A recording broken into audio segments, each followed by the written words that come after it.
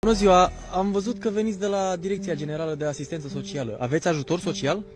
Bună ziua! Da, am ajutor de la stat. Și cum vi se pare? Sunteți mulțumit? E puțin. 600-700 cât ne dă statul, e puțin, dar guvernul face autostrăzi. În loc să ne dea bani, face autostrăzi și le dracu de autostrăzi. Pe mine nu mă interesează. Eu n-am mașină, nu mă interesează autostrăzile. Să ne dea bani să băgăm la maț, că autostrăzi și doamna Firea a făcut aici alea fântâni, nu ne lasă să luăm apă din ele, dă-le dracu de fântâni pentru ce le-a făcut. Nu ne ajută cu nimic. Credeți că ar trebui să mă mai dea și altceva? Păi ne dă niște conserve, niște pateuri, cartofi, pui congelat, pulpe congelate, aripi congelate, pui, numai pui, păi numai puiul crește pe pământul ăsta. Credeți că ar trebui să mă mai dea și altceva?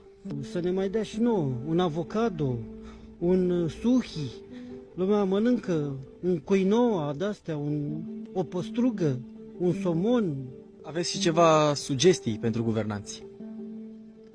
Păi da, să ne mai ajute la căldură, să ne încarce un telefon, că te plictisești, mai sune așa, mai colo, mai la un Netflix, stai în casă toată ziua, ce faci în casă toată ziua?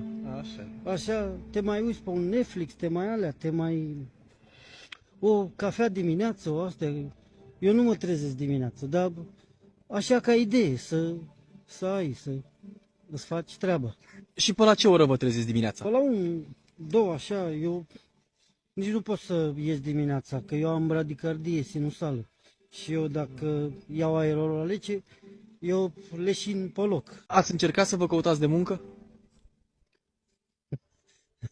Asta, ești glumeț, ești caterincos, are întrebările la el. Ce să muncesc? Zi tu ce să facem pe aici până. Eu, la drepturile omului acolo, nu spune că sunt obligat să am de muncă. Și oricum, în fața lui Dumnezeu suntem toți egali. Perioada asta se caută foarte mult pe livrări. De ce nu încercați?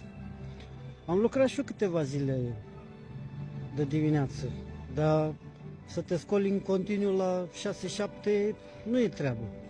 Și acum, eu nu știu cum poate lumea asta să muncească, mă, să te scoli așa zi de zi în continuu, păi ce viață e asta? Unde ajungi? Aveți dreptate. Vă mulțumim frumos. Să trăiești, să fii O zi bună.